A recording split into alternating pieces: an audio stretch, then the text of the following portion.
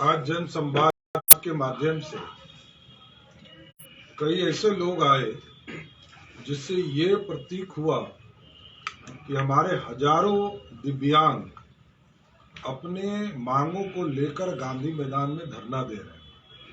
उनका एक डेलीगेशन आया। उन लोगों ने विस्तार से बताया कि देश के यशस्वी प्रधानमंत्री आदरणीय नरेंद्र मोदी जी ने 2016-17 में जो दिव्यांग समाज के लिए जो भलाई के काम करने का निर्णय लिया, जो कानून बनाकर सभी राज्यों को भेजा, उसको इम्प्लीमेंट बिहार सरकार नहीं कर रही। पेंशन योजना है, बिहार में सबसे कम पेंशन दिव्यांगों को मिल रहा है, जबकि उत्तर प्रदेश में वही 2000 रुपया पेंशन प्रत्येक माह मिल रहा है।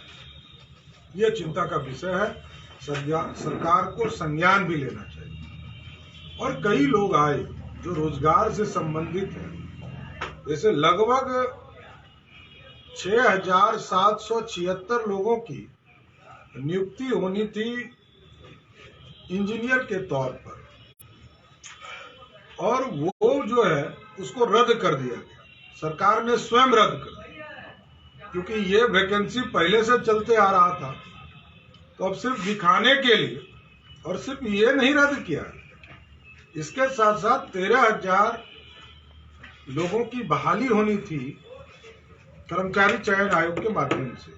उसमें से मात्र 11,000 लोगों को बहाल किया गया। उसमें भी 2,000 लोगों की नौकरी नहीं दी गई, जबकि सबका प्रशिक्षण हो गया, सबका जांच हो गया, सबसे टाइपिंग करा लिया गया और उसको नौकरी नहीं दी गई।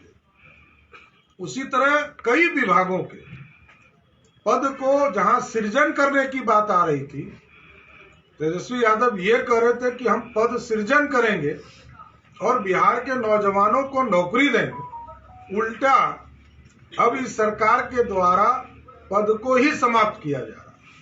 तो रोजगार भी एक बड़ा चिंता का विषय आज नौजवानों के लिए बनता हुआ जा रहा है। और एक ज्वलंत मुद्दा उठा है कि जो सरकार में कांग्रेस शामिल हो, उस सरकार के खिलाफ करने वाले पेंशन योजना, जो जेपी के अनुयायी थे, जेपी के नाम पर पेंशन ले रहे हैं, उनको तो शर्म लगना चाहिए कि अब उस किस नाम का पेंशन ले रहे हैं। अब राहुल गांधी के नाम पर पेंशन लेंगे क्या? तो जिसके खिलाफ लड़कर पेंशन उठा रहे हैं लालू प्रसाद जी, नीतीश कुमार जी, और वो दोनों तो मुक्ति दे, पेंशन छोड़िए। उसी तरह बिहार के लोगों को कल मुक्ति मिली थी बकवास यात्रा से। ये जो समाधान यात्रा था ना, ये तो बकवास यात्रा चल रहा, कुछ हो जा रहा नहीं था। किसी गांव में सिर्फ जा रहे थे, एक गांव में जाकर पूरे जिले का पैरामीटर कैसे तैयार कर रहे थे, किसी से मिल नहीं रहे थे, जीविका दीदी से मिल रहे थे, जो भारत सरकार के आजीविका के माध्यम से बिहार में काम कर रही है। बिहार सरकार जीविका के माध्यम से काम कर, तो जो भारत सरकार और बिहार सरकार से गवर्नमेंट स्पॉन्सर्ड हो, वो जनता की बातों को कैसे बताएंगे? आशा दीदी से मिल रही थी, जो सरकार स्पॉन्सर्ड स्कीम से पैसा लेती है। तो ये पूरी तरह नाटक था और बकवास यात्रा समाप्त हुआ। अब ये मुक्ति मिले। पिछले 1 महीने से कोई सरकारी अफसर कार्यालय में नहीं बैठ रहे थे, सिर्फ नीतीश कुमार के गुणगान के लिए क्या व्यवस्था हो सकता है उस पर चर्चा कर रहे थे। तो पूरी यात्रा समाप्त हुई। बिहार के लोगों का भला तो नहीं हुआ, बिहार को लोगों को मुक्ति मिली कि अब झूठ मूठ का ये जिले का यात्रा नहीं करेगी। तीसरा, जो अभी तक नीतीश कुमार की सरकार छपरा कांड पर कोई गिरफ्तारी नहीं कर रही है। छपरा में जिस तरह पुलिस के सहयोग से हत्या की गई, इसका कोई जांच नहीं हो रहा है, कोई कार्रवाई नहीं हो रहा है। और हम लोग इसको सदन तक ले जाने का काम करेंगे कि जब बच्चों को पीटा जा रहा था, पुलिस वहां गई, पुलिस ने नाम पता लिखा और फिर पीटते रहा और आज तक आरती देवी यादव, विजय यादव के घर को न कुर्की किया गया, ध्वस्त नहीं किया गया। उत्तर प्रदेश की सरकार से थोड़ा सा तो सीख ले लीजिए। दिव्यांगों को तो पेंशन नहीं है दे रहे आप, कम से कम जो हत्यारे लोग हैं उस पर तो कार्रवाई करे उत्तर प्रदेश की सरकार के तर्ज पर, कि उनके घरों को ध्वस्त कीजिए, उनकी गिरफ्तारी कीजिए और उनको 1 महीने में स्पीडी ट्रायल चलाकर फांसी की सजा दिलवाइए जो बच्चों की हत्या करता हो। तो बिहार की सरकार से पूरा विश्वास उठ गया और अब तो पता ही नहीं चल रहा है कि मुख्यमंत्री कौन है, कि सुपर मुख्यमंत्री को चीने कि मुख्यमंत्री को चीने। भैया सिंगापुर से जो आए हैं उनसे पूछ के ही लोग कुछ बताएंगे, क्योंकि मुख्यमंत्री कहते हैं कैबिनेट एक्सपेंशन होगा, उप मुख्यमंत्री कहते हैं कि कुछ नहीं होगा। आज हमने पेपर में पढ़ा कि 1 सीट मिलेगा, पता नहीं चल रहा है कि कांग्रेस 3 में है कि 13 में है। तो सारी स्थिति बनी हुई है। हमको लगता है अब सुपर पावर, नहीं कहता था अमेरिका सुपर पावर है, रसिया सुपर पावर, अब सिंगापुर से सुपर पावर आए हैं। अब नीतीश कुमार जी को कुछ लगता है बुद्धि देंगे। एक सवाल है कि मुख्यमंत्री जी कह रहे हैं कि जो हमारे खिलाफ बोलता है पार्टी उसको महत्वपूर्ण पद देती है, वो नेता नहीं बल्कि जनता नेता बनाती है। इसमें कहाँ दो मत है, जनता के ही बल पर सरकारें बनती है। नीतीश कुमार जी को यदि इतना ही जनता पर भरोसा है तो मैं कहता हूं कि आज चुनाव में चलिए, विधानसभा को भंग कीजिए और बिहार की जनता के बीच में चलिए। जनता आपको पूरा हिसाब चुका देगी, आपके जमानत जब्त कराने का काम कह रहे हैं 2020 में जो हिंदू राष्ट्र बनाने की जो बात हो रही है वो संभव है, बकवास है।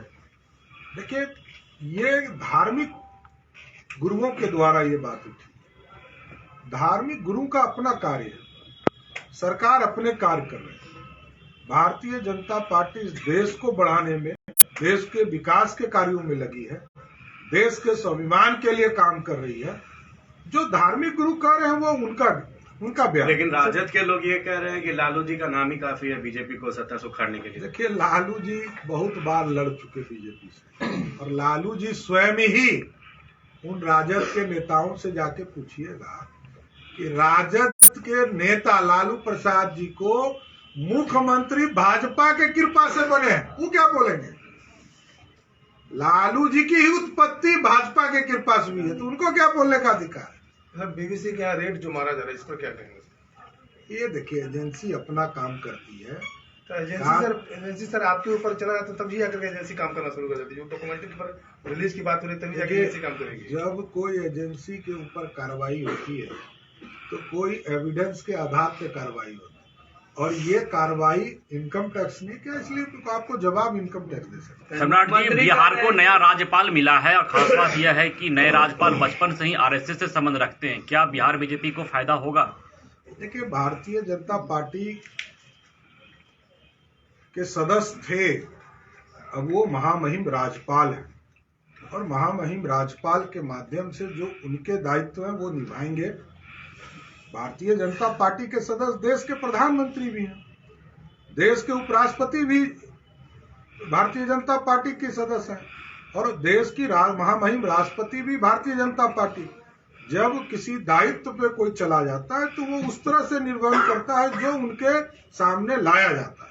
राम चौधरी जी, तेज प्रताप यादव कह रहे हैं कि बिहार में लालू राज है। लालू प्रसाद जी इतिहास के पन्ने में रहे हैं और इतिहास के पन्ने में ही आगे के दिनों में रहेंगे। इससे ज्यादा दुर्भाग्यपूर्ण वाला कोई लीडर पैदा नहीं लिया। जो पहला लीडर है, जो जनता दल यूनाइटेड के द्वारा बताया गया था कि ये पंजीकृत अपराधी है, ये जदयू ने कहा। तो मैं जेडीयू की बात को दोहरा रहा हूं कि जनता दल यूनाइटेड के लोग कहते थे कि लालू प्रसाद एकलौते बिहार के राजनेता हैं जो एक पंजीकृत अपराधी है। अब इसमें क्या कहना है?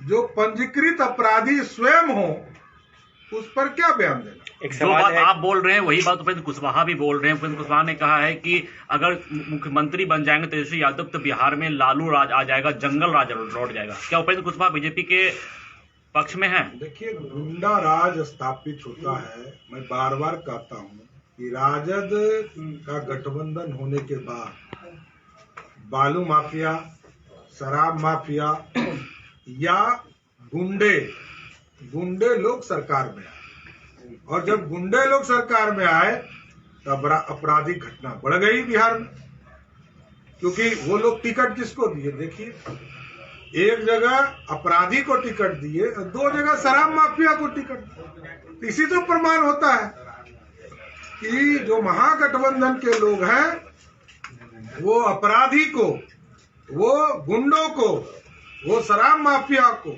और वो बालू माफिया को बढ़ावा देने का काम। क्या उपेंद्र कुशवाहा बीजेपी के संपर्क में हैं? उस तरह का बयान दे रहे हैं।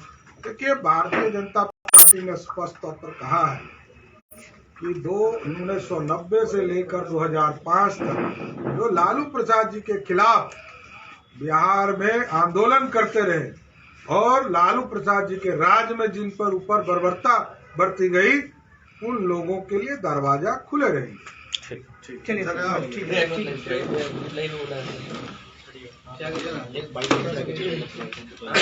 पैकेज के लिए